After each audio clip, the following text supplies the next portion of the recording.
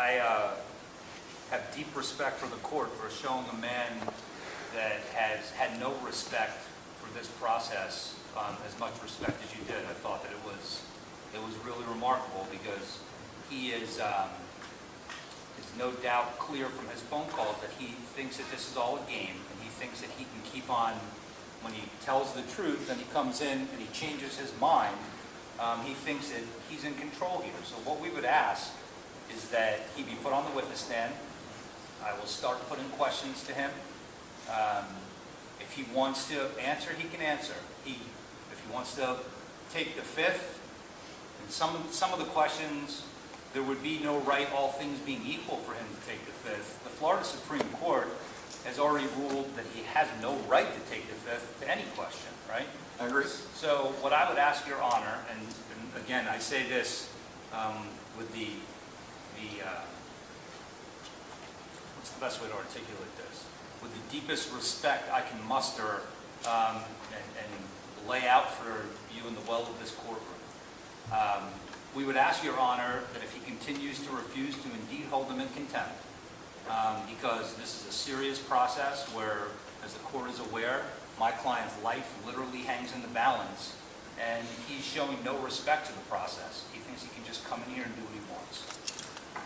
Okay, but what's the point in holding him in contempt if he knows it's not going to do anything to him? I mean, how does that move the ball? Because that's what I'm trying to do, is get him to testify. So how does that move the ball? It maintains the integrity of this process. I understand that it may not ultimately move Jack Pearson.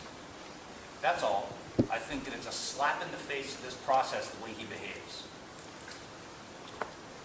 Well, as to whether I'm going to treat him with respect, my policy is to treat everybody with respect, whether they've been accused of crimes, convicted of crimes. It's not always easy to do, and sometimes we forget that it's necessary, but it's necessary. And people don't like the system sometimes because they feel like the system's being disrespectful to them. Many's the occasion over the past 25 years that I've watched two individuals get the exact same disposition for the exact same crime, be it a misdemeanor, a felony, or more, and one side walks away thinking they got it treated horribly. The other side walks away thinking, everybody was pretty nice to me. It's a matter of perspective. Being nice to people doesn't cost anything, so there's no reason not to do it, if we can. However, if you thought that there was a way I could bully him into testifying, I would try it if I had it, but I don't think there is. Let me hear what the state has in the way of ideas for me to get him to testify, and after that, I'll tell you what my idea is. State, you got anything left for me? No. Okay. So here's my idea. His mom's here, and she seems like a really nice lady, and I've listened to her talk to him on the phone, and she cares very deeply for him. I can't control the situation, and they say you should never let the situation get out of your control, but my thought was, why don't I let her go in the back and ask her son to testify and put this to rest, if she's willing to do it, and there would be no record of it because I can't make a record of it. I'm not sending a court reporter back to intrude upon them, but it would be the rare occasion that they know that the conversation isn't being recorded or supervised or observed, although of course I'd have to have a sheriff's deputy stand back there to make sure she didn't pass anything to him, but I'd give him the opportunity to talk to see if she could persuade him to do this defense. Do you have any objection to me taking that course of action? I'll let you confer if you want to confer. Yes, we can have just a moment. All right. The same questions come to you, State. So.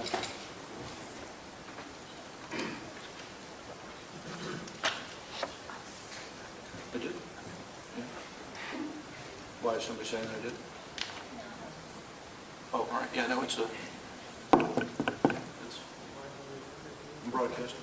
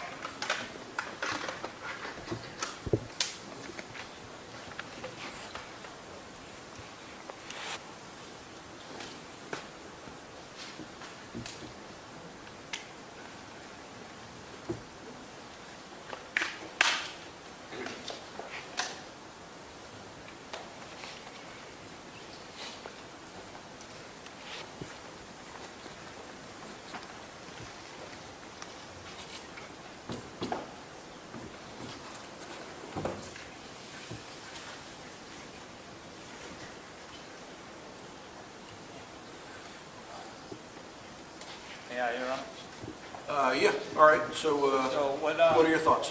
what our thoughts are is, we had, again, someone much smarter than me gave me an idea. Okay, tell me. Clear from the calls, he does not want to be here in the county jail.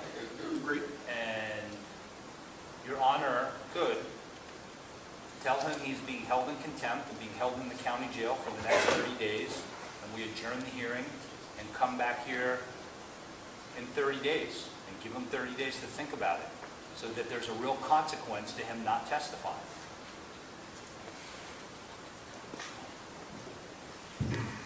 Okay. State, what's your insight on that one? We want this over today. All right, I We've agree. been through this over and over and over again. We want this done today. We All right. want the truth, Your Honor. And if it takes another 30 days, he's waited 34 years. What's 30 days? We have had 34 years. We know the truth. We've heard the truth. We've had trial after post-conviction, after post-conviction, after post-conviction. We've had multiple sworn to statements from Mr. Piercy. Enough's enough. The state's position is we have today, and it's done. All right, so what do you think about my plan to send Mom back there to talk to him if she's willing to do that? Defense, you willing to go along with that, or is that a no-go? We're willing to go along with it, and then we would ask for our recommendation to be Plan B. I'm still contemplating your recommendation. I haven't taken that off the table. I'm just trying to find an avenue that gets us actually him talking to us rather than me trying to swear him in and then him staring at you guys and starting to argue and frustrating our poor court reporter, because that's not going to get the answers to the questions. State, you got a heckler's veto. Are you in favor of it or against it? Because it's unique outside the box thinking, but I'm not going to do it unless both sides are willing to turn their keys on this one. Yeah, that's fine with us. You're okay with it? Okay, let's see if she's willing to do it. Sarge, I'm sorry to put you on the spot. Can you read this? Okay. All right. It's Miss Simon, right? Miss Simon, could you come up here again? Sir? Yes, sir? You can come up with her also, sir.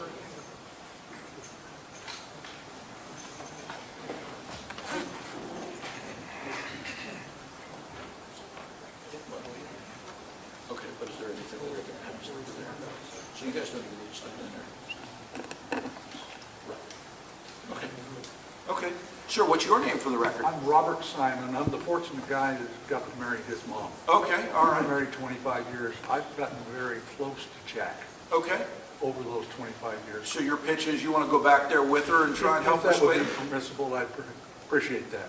I'm open to all ideas and all avenues. Defense, any objection to letting Mr. Simon go back as well? Defense, any objection to letting Mr. Simon go back as well? No, Your Honor. Okay, so the question is, are you two willing to try and help us all out here by getting an ultimate resolution to this situation so that I can hear from Mr. Piercy? Your husband got a chance to hear the pitch that I made to him, and I wanted to let you know, ma'am, that if he testifies, I'm going to make sure that both sides treat him with respect. I'm going to make sure that he gets a fair chance to tell his side of the story. It's been 35 years. He's never gotten to tell his side from the witness stand. I know that I've read depositions from him before. I know Judge Quesada tried to force him to do it. I'm trying to appeal to his better nature to do it. So if you think you can help me with that, I'd be willing to give you 5 minutes to go back and talk to him. Would you be willing to do that? We would like, if that would be permissible, we'd like to. So that this could be taken care of for both sides. And we'll get Absolutely. this done today. Okay. Well, then the record will reflect that both sides have agreed to allow me to do this. It's unconventional, but we're going to take a shot. Now, the deputies are going to tell you what the rules are back there as far as how you're Okay, allowed and to I'm be. hopeful that it's being recorded, right? It's not. That's the thing. This will be the rare occasion that you get to talk to them back there and nothing's being recorded, okay? Well, So- whatever, either way is fine. A rare opportunity for a private conversation with your son, okay? So if you could go with the deputies, they'll make this possible, and unless there's something else we can do, we'll be in recess for 5 minutes, because I'm walking this back. Neither do I. Well, I've got to muscle my titties. My husband. So I didn't want the record. That's fine. twice. Okay. I just don't walk this. I gotta- Okay, so both sides are okay. And I know all of you well enough to know that forcefully, if I was doing something you didn't want me to do, that somebody would have objected strenuously. So I'm confident of that, at least. All right, so let's be in recess for 5 minutes and see if the Simons can work their magic and make this happen for us. Oh, you want to, well, you know what? Is it okay if we, you don't have to stand, it's okay, y'all may be seated. Is it okay if Mr. Dailey stays out here just so that we don't have him back there with what's going on back there? All right, so Mr. Dailey, you can have a seat and relax, okay?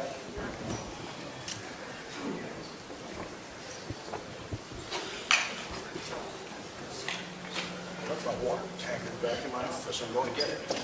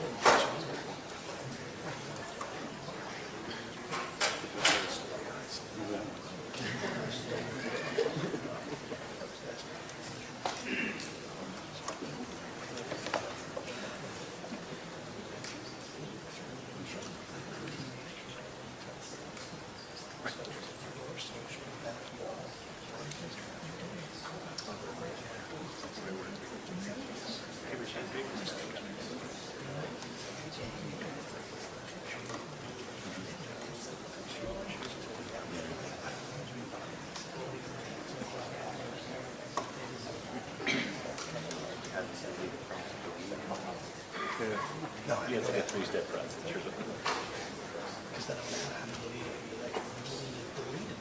Exactly. Yeah.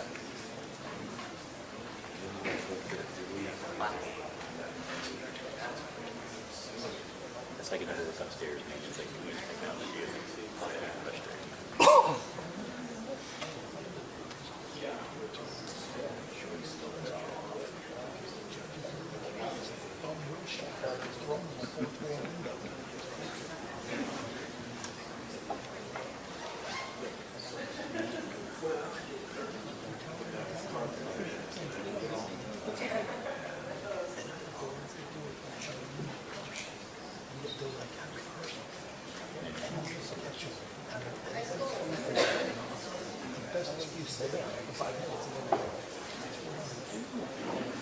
kind of ask for Chris if they had it down like this for more than Yeah.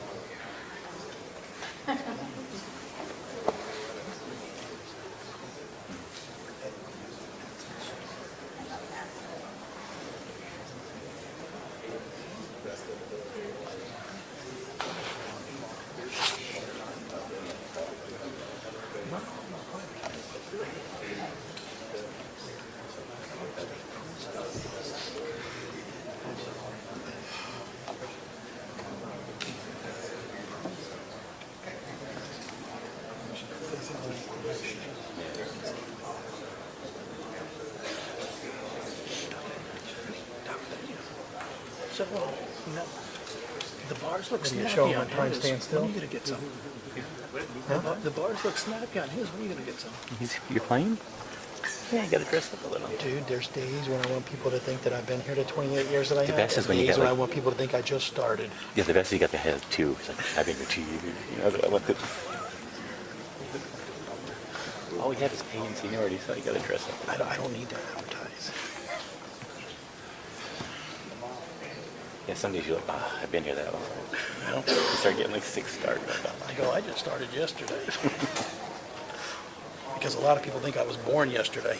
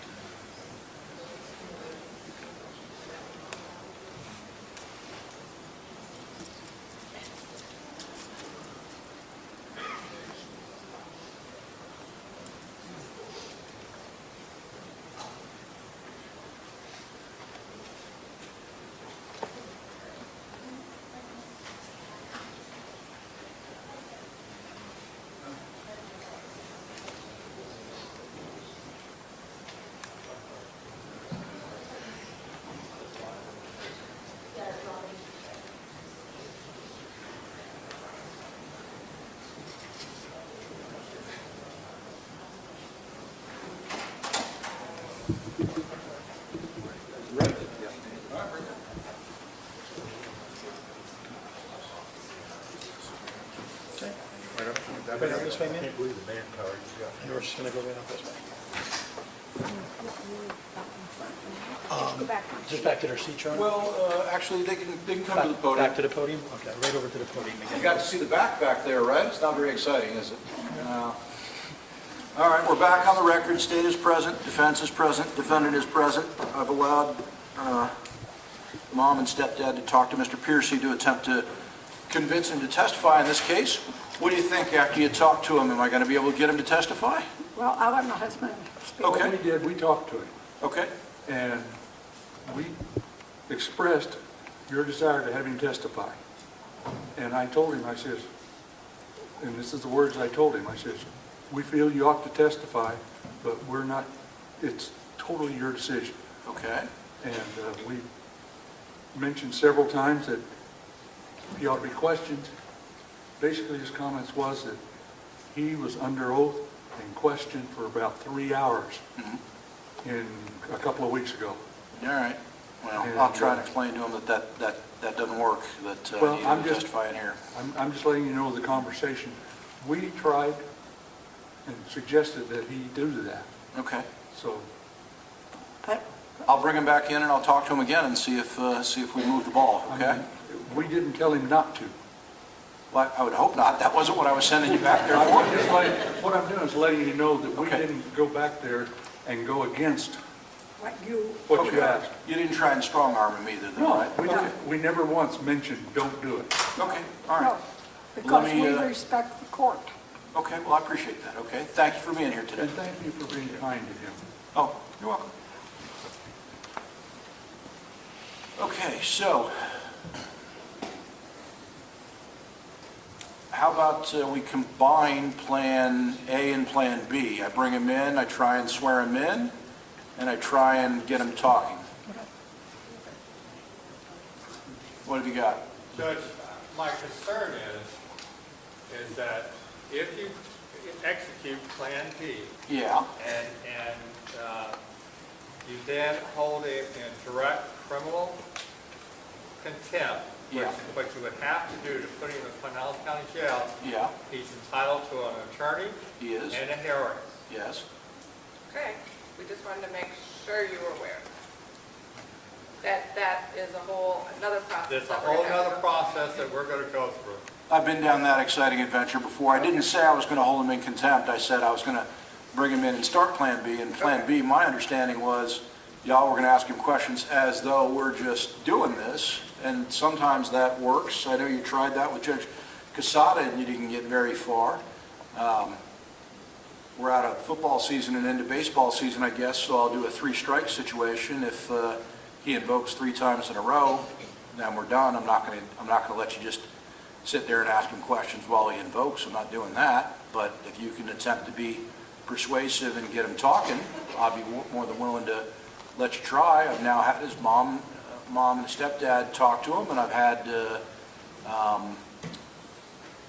long talk with him, and nobody's got any other ideas of what to say, but just holding him in criminal contempt's not going to do it. He's already told you in the deposition a couple times he's not going to do it, so. I have one, You got another idea? What do you got? well,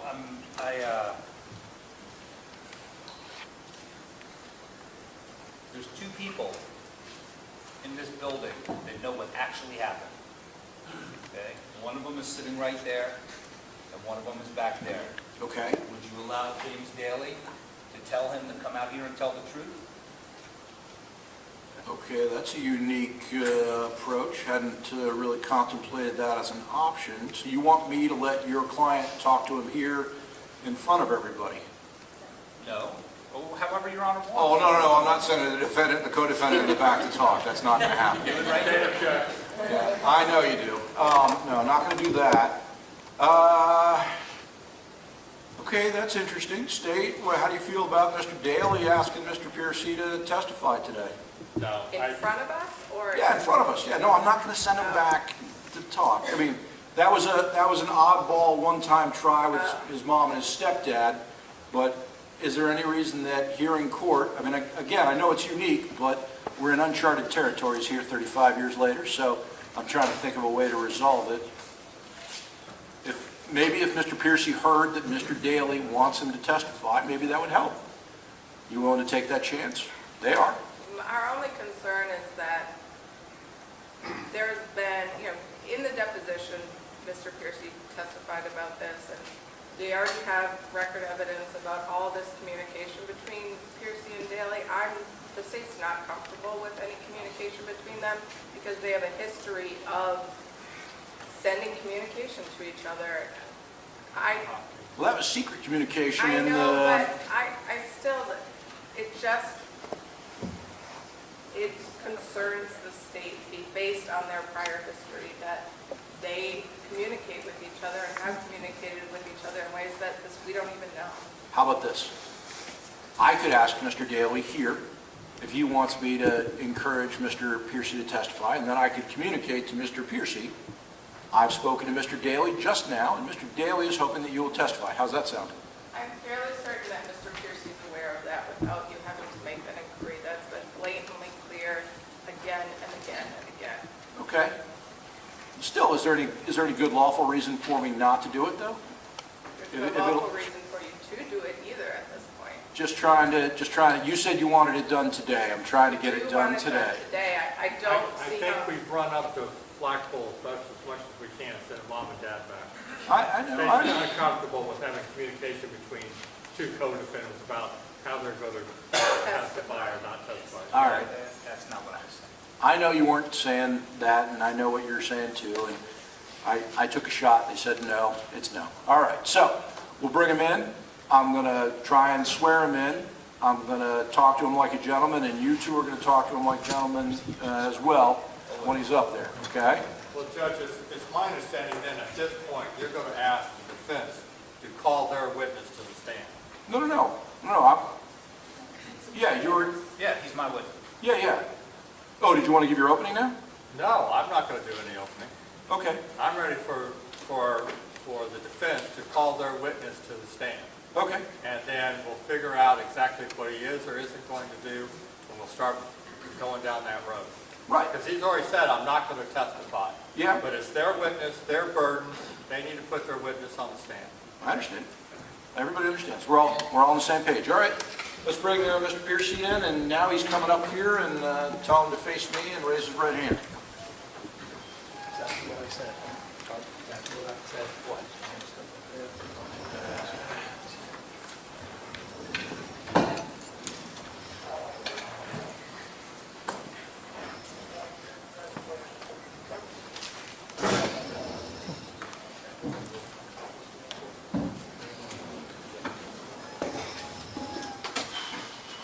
Sir, I want you to step right up here. And once you step up there, face the judge and raise your right hand to take the oath.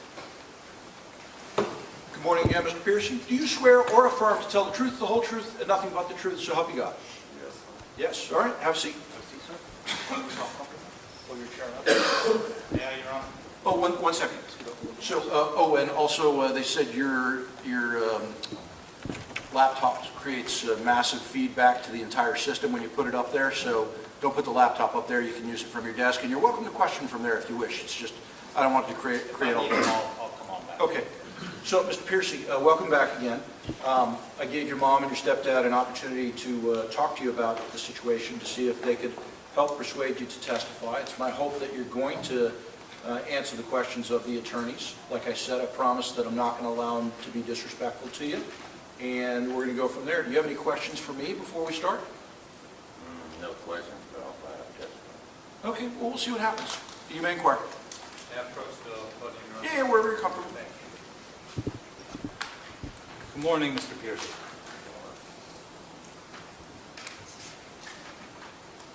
You and I met for the first time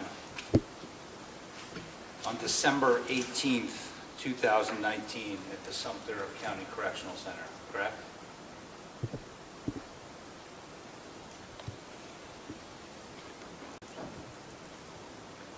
Mr. Piercy, I'd ask that you'd answer the questions. Are you going to continue to refuse to do so? Mr. Piercy, have I treated you with any disrespect today? No. you're a citizen of Florida, not voluntarily necessarily at this point, but you're a citizen of Florida. Do you accept that it's your responsibility to follow the rules and the laws of the state of Florida if you're a good person? Yes. One of those rules and laws is that in the event that you're called as a witness to testify in a case, the expectation is that you'll give honest and truthful testimony. Your mom and stepdad are here. They consider you to be a good person. I don't have any reason to believe otherwise at this point, that you'll conduct yourself like a gentleman if you agree to act. There's no disadvantage to you testifying. In other words, you won't be punished for it in any way.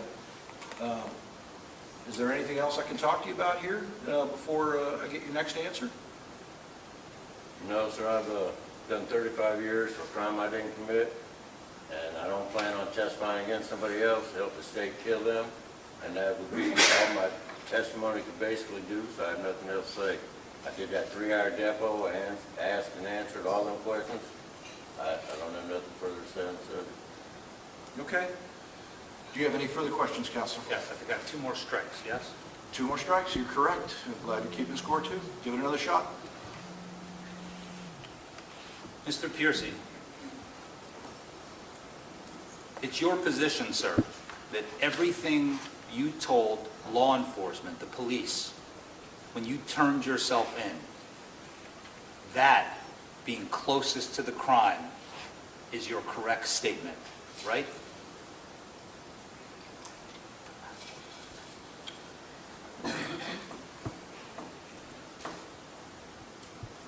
Strike 2, you got a third question?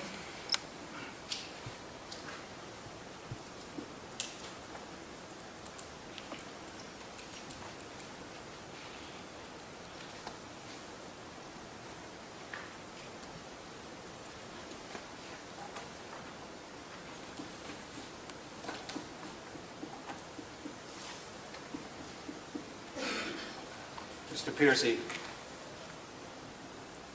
when I went to see you on December 18th, I told you I wanted the truth, and you told me, I, Jack Piercy. Your Honor, I object. It's leading to Sustained. improper question. He's obviously an adverse witness, Your Honor. He is not an adverse witness just because he's not answering the Hold on, questions and hold on a not giving second, you the Artie. answers Artie, he hold on a wants. second. We don't need to do that. Mr. Dubin, if he's not going to answer the question, I'm not going to answer the question. I'm not going to let you tell a story and then let him sit quietly. He's not going to do it. Mr. Piercy, I got to tell you, I'm pretty disappointed here. You've been treated with respect and courtesy. Is there a good reason why I shouldn't hold you in contempt for what you're doing? No? Not really, sir.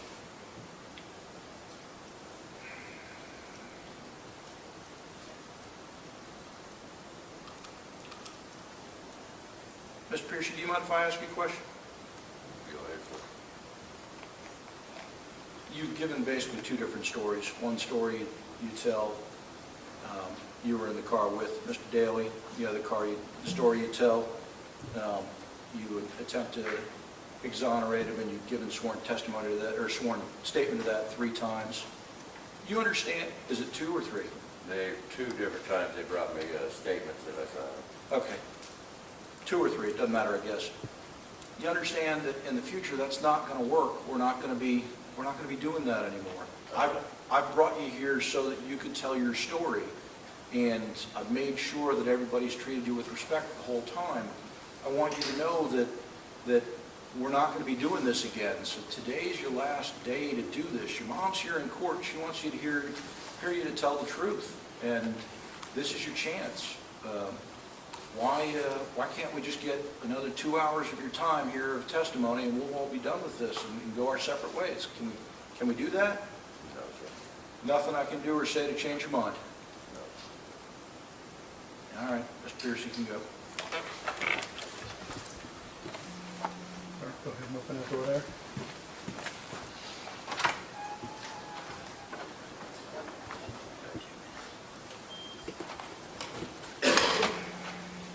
Nothing I can do, Counselor. He's not going to talk, and we're not going to sit there and stare at him for 20 minutes. If I thought I could budge him, I'd budge him, but I don't think I can budge him. Your Honor, if you Dailey would call Miss, Sue?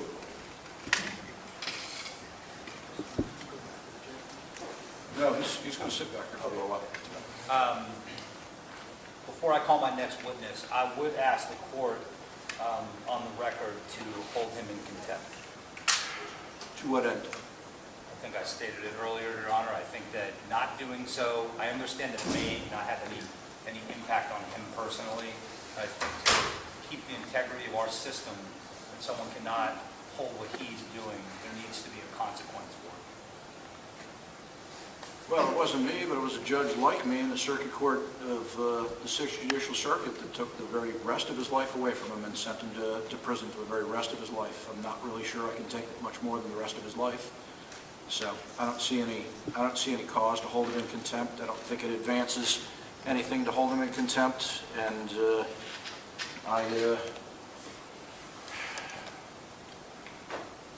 I'm out of ideas and or alternatives.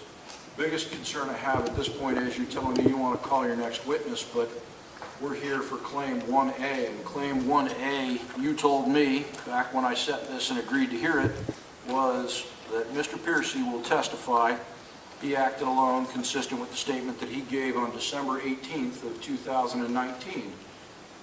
You've not given me 1A.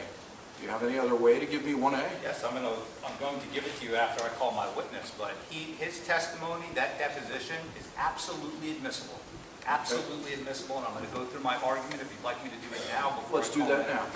I want to hear why his deposition is admissible, but also, as you're telling me why it's admissible, tell me how that meets 1A, because 1A was that Mr. Piercy is going to tell me that he acted alone and your client wasn't involved, and yet I can look at, on that deposition, 13 different pages where Mr. Piercy says he lied, that your client was the one that did it, and he lied to keep him off death row, which he's succeeded thus far in doing. I mean, as far as keeping him from being executed, he's stalled us for the last 27 years, effectively, since his first statement in 1993. So how is that giving me 1A, even if I admit the deposition? I intend to go through that, but All right. if you want me to start there, I can start there.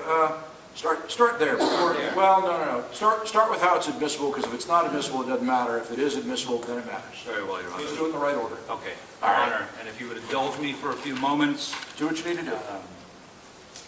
I want to start by saying that earlier, Your Honor referenced the Florida Supreme Court opinion when I alluded to this argument. I want to make very clear from the outset, that opinion was not this situation and not even close. All right, that opinion was 279 Southern 3rd at 1208 Florida Supreme Court, Dailey versus State. Yes, Your It was Honor. rendered October 3rd of 2019. Just to keep the record clear. All right, keep going. That was a situation where Mr. Piercy signed an affidavit saying that he killed Shelley Baggio by himself, that James Dailey had nothing to do with it.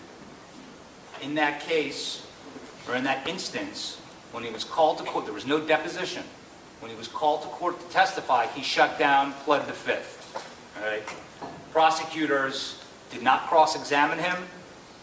Maybe they could argue they didn't have the opportunity to cross-examine him. Here, Your Honor, this is former testimony, and there can be no doubt about it, where they had the motive and opportunity to cross-examine him, and they did not. So where we start is that this is former testimony, and it qualifies as the former testimony exception to the rule against hearsay. It can be I don't think that there's really any even debate from the state that Mr. Piercy has rendered himself unavailable. He has well settled in Florida that when someone pleads the fifth, they are unavailable. I can go through the cases, I can go through the statutes, but it's Florida statute section 90.8041, where it expressly says that. And again, I don't think that there's much debate that he is unavailable. And there can be no doubt that this was former testimony.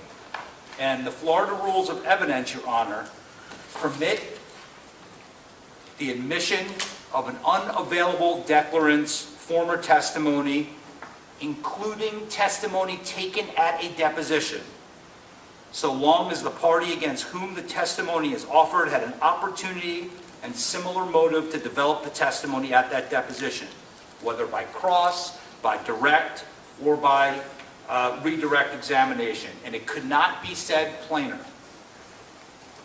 in the Florida statutes.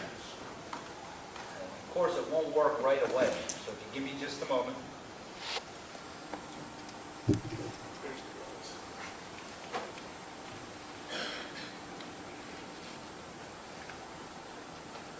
Are there any buttons I have to hit?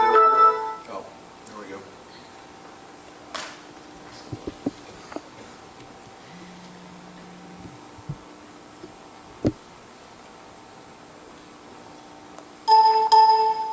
Oh, I'll just read it to you, Your Honor.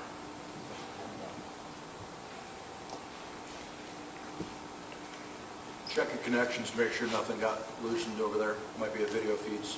Your Honor, I'll just read it. Okay. Florida statutes annotated section 90.8042A. 90.8042A. That the general rule against hearsay does not apply to, quote, testimony given by an unavailable witness at another hearing or the same or different proceeding or in a deposition taken in compliance with law in the course of the same or another proceeding, if the party against whom the testimony is now offered, or in a civil action or proceeding, a predecessor in interest, had an opportunity and similar motive to develop the testimony by direct, cross, or redirect. The rules of evidence do not require that the state elected not to cross-examine him, and they don't require the state to have actually cross-examined Mr. Piercy.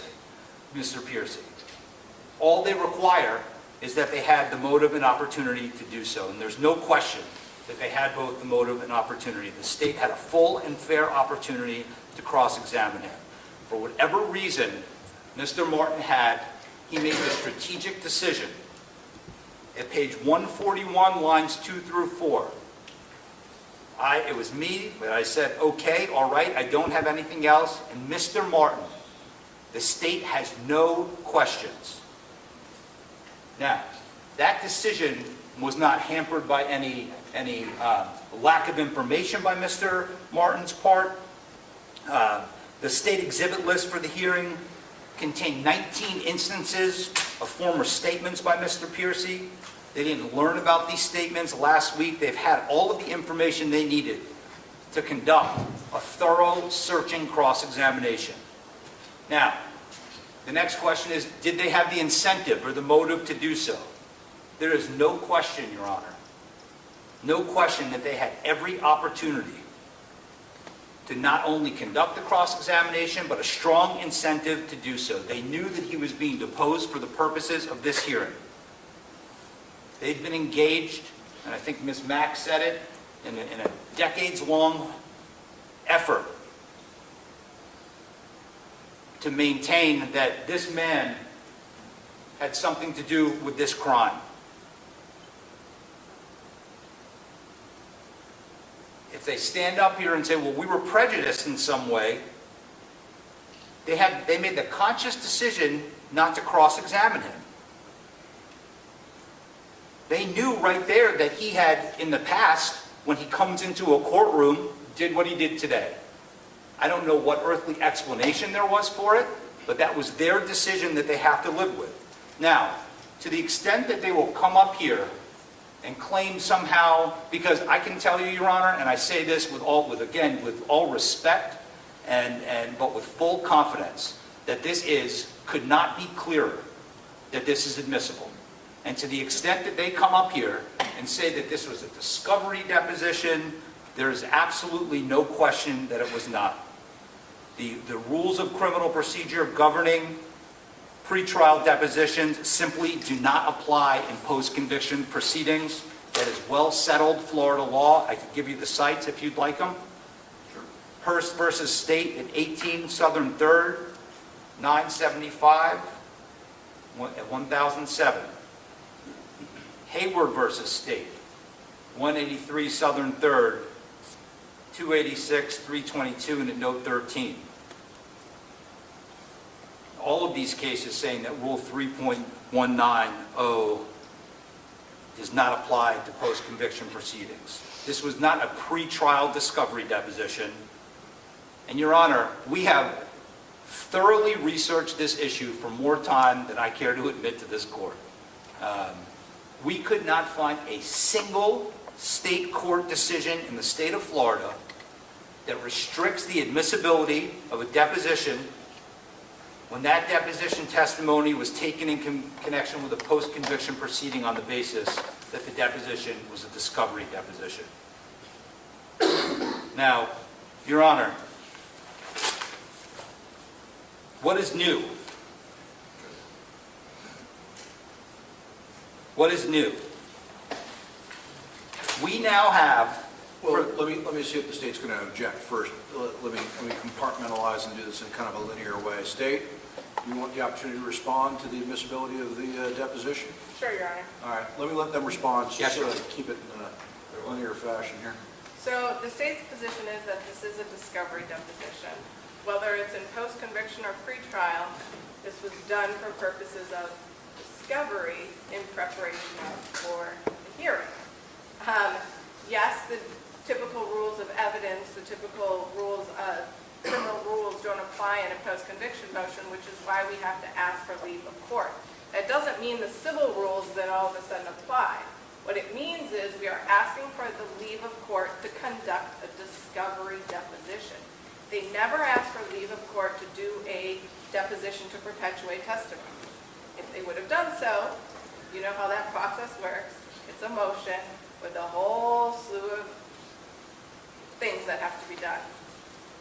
Instead, we are in a position where that was a discovery deposition, and the law is very, very clear when it comes to discovery depositions that they are not admissible.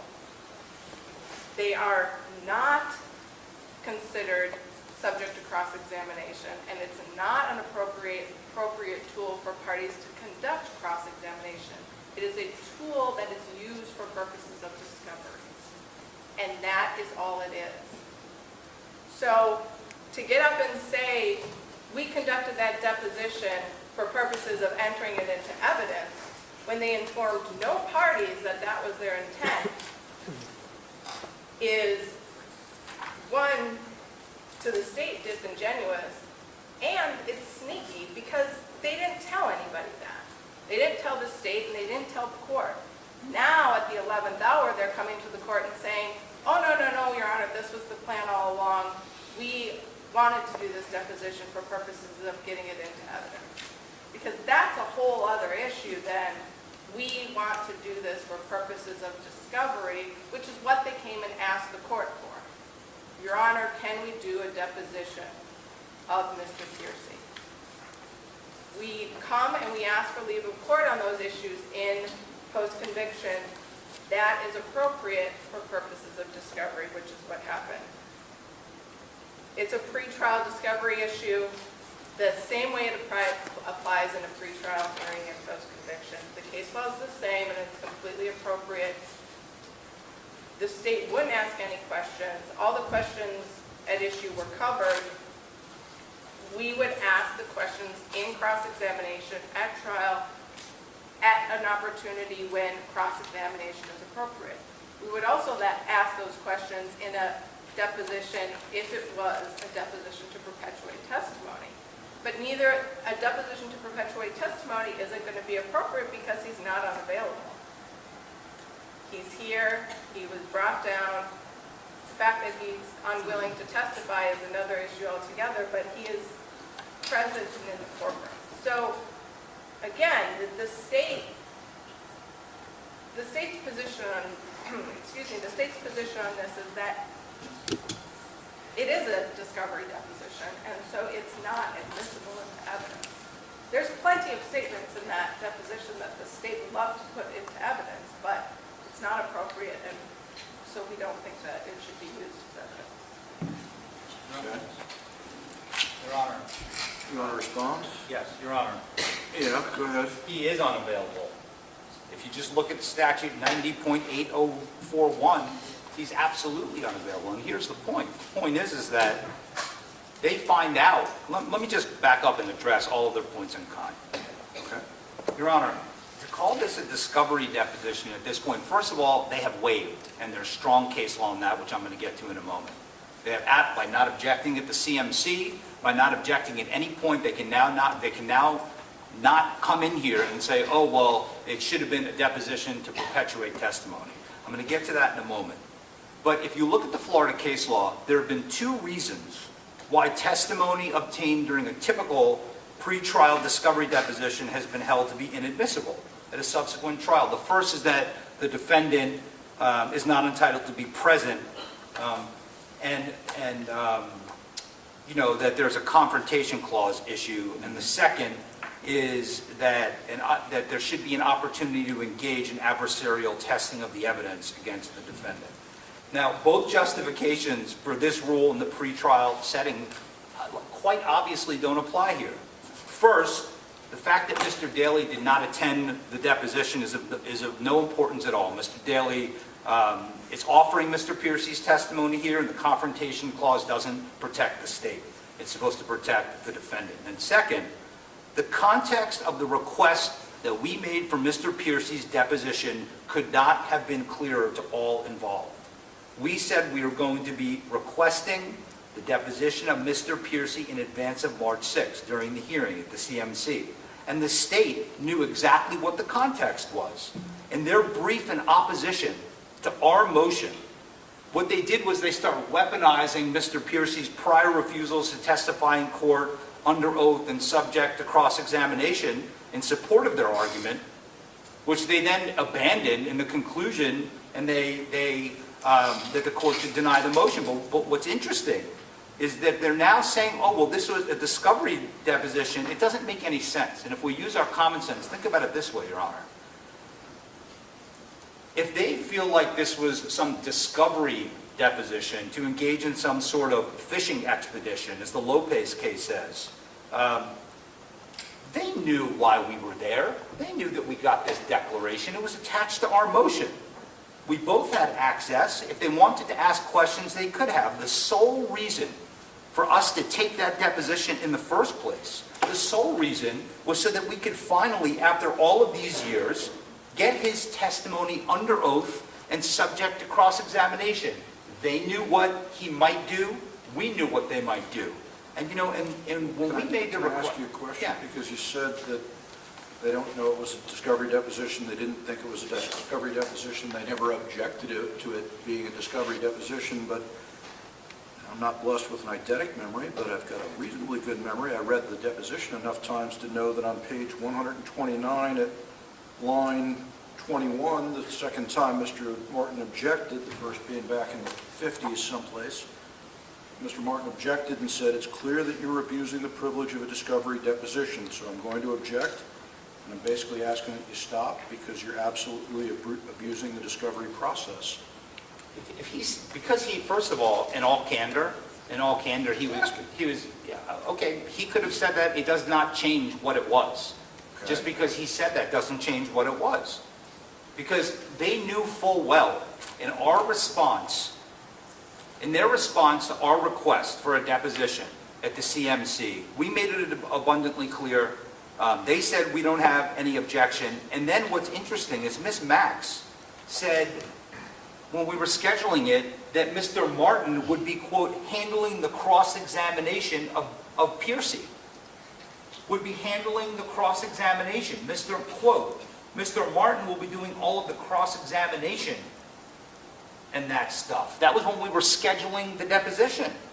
If it was merely for discovery, why would they have ever been concerned with Mr. Martin's ability to cross him and to be at the deposition? Counselor, just to stop you there for a second, I took when she said that, meaning that when we had the hearing that Mr. Martin was the one that was going to cross-examine Mr. Piercy, not that it was at the deposition, but that's the way I took it when she said it. But we were talking about in the context of scheduling deposition.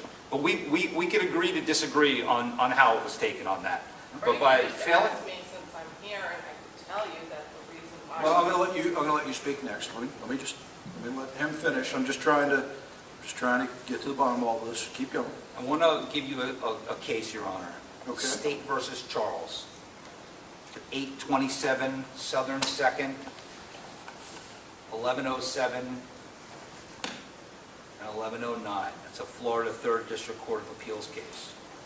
And that court specifically found that waiving any objections to the introduction of deposition testimony by failing to object affects the state's application for a deposition. Here's the point. If you don't, they never objected. There's another case I want to give you, Your Honor, to please look at. State versus Wells at 538, Southern 2nd, 1292, Florida 2nd, DCA 1989.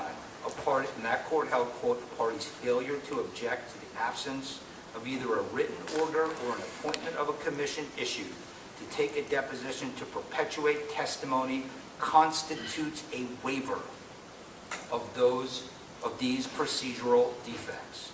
They had every opportunity and every motive to cross-examine him. I understand that Mr. Martin may have said that in the deposition. You know, it was interesting. At some point, Mr. Piercy says, well, at the end of the deposition, I said, and I'm saying everything that I'm willing to say here today. If you bring me to court, I will plead the fifth. There can be no clearer expression that at that moment in time, he knew full well that was his opportunity to cross-examine Mr. Piercy, and he elected not to. And I would ask you, Your Honor, to please let the truth come in. I can get to the new evidence in a moment, and I can address it now if you'd like, or after the state responds. But the state themselves, when they visited Ms. Simon, according to Ms. Simon, said, we do not want to execute an innocent man. If we want to get to the truth here, all we're asking you to do, Your Honor, is to follow the law and to admit the deposition. Okay. State any final response? Only final response is, Your Honor, that I think Mr. Martin's statement speaks for itself. The state believes it was a discovery deposition. He objects to it based on the fact that it's a discovery deposition and that he's abusing the privilege of a discovery deposition. In addition to that, my statement at the hearing was about Mr. Martin cross-examining witnesses at the evidentiary hearing, and that was going to be Mr. Martin's role. Thus, he would be the person who would be present at the deposition since he was in charge of the witnesses. One further, just a cite for Your Honor. No. On the discovery deposition issue versus depositions to perpetuate, State versus Lopez, 974, Southern 2nd, 3. That's it. Thank you. Okay. Give me a moment.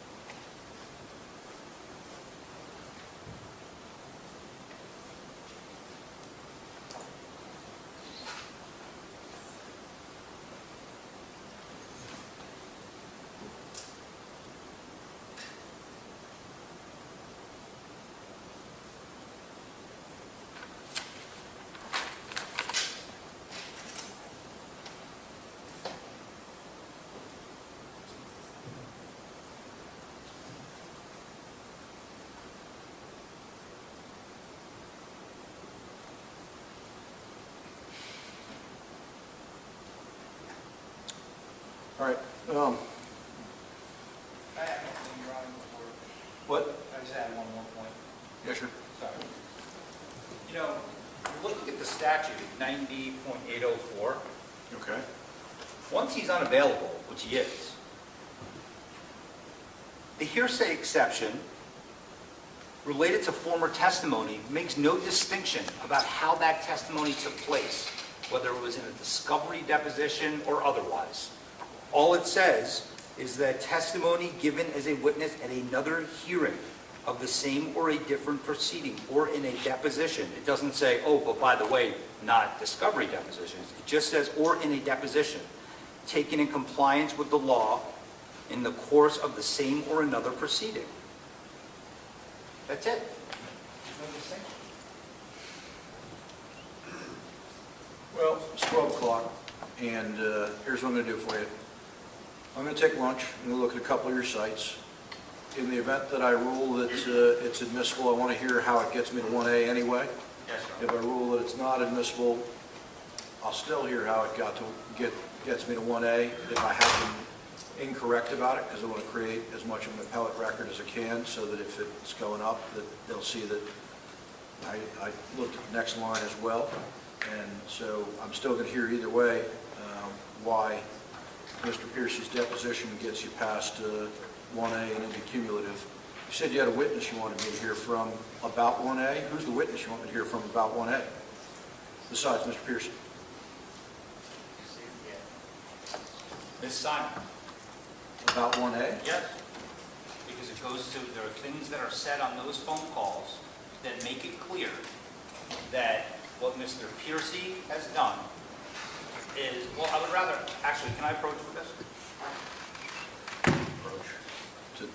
Because there's the witnesses in the court. Oh, all right. That's a good point. Before you decide on that, though, and calling her as a witness, don't you want to hear the other phone calls that DOC has? I mean, if we're, sure, I would like to, sure. All right. I would, yes. I'm not going to do this and then have you come back 3 months later if I rule against you and say, well, we want to hear those other phone calls first. Sure. And I haven't heard a good reason why I shouldn't have those other phone calls given to you. And if I give you those phone calls, it's 3 hours worth of phone calls if they used all 15 minutes on all 12 calls. And I'd rather do it comprehensively than in two pieces. We do think those calls are critical. I don't know. You're telling me you heard things, though, in the first two calls that you thought get you past 1A? I think there are things in the first two calls that are completely relevant to whether or not he made an admission to his mother at some point, yes. All right. Well, let's take lunch. We'll come back at 1:30, and when we come back from lunch, I'll take a look at a little bit of what you've cited to me on the deposition, and I'll give you my ruling, but I still want to hear how the deposition, even if I admit it, gets you past 1A, because that's the most important part. Your Honor, real quick, 30 seconds. Yeah. In the event that you, in the hopefully unlikely event that you rule against me on that, Yes. could we have an opportunity to brief it?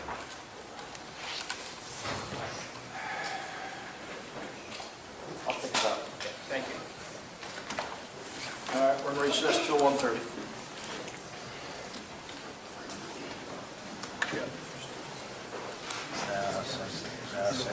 Yes, that's about it.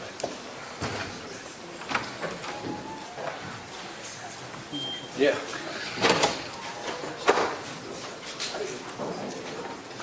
You can send it down to the jail.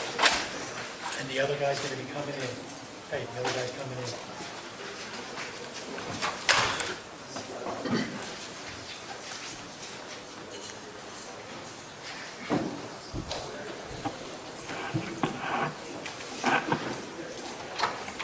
Sid Oppenheimer has left the conference.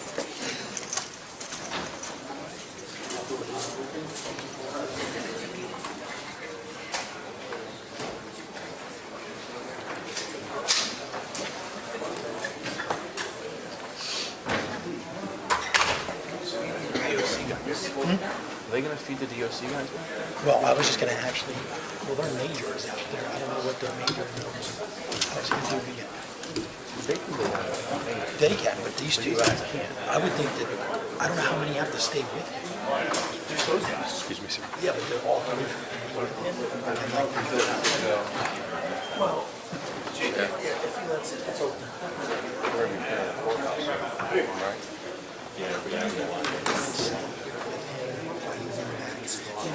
Yes, sir. Yes, sir.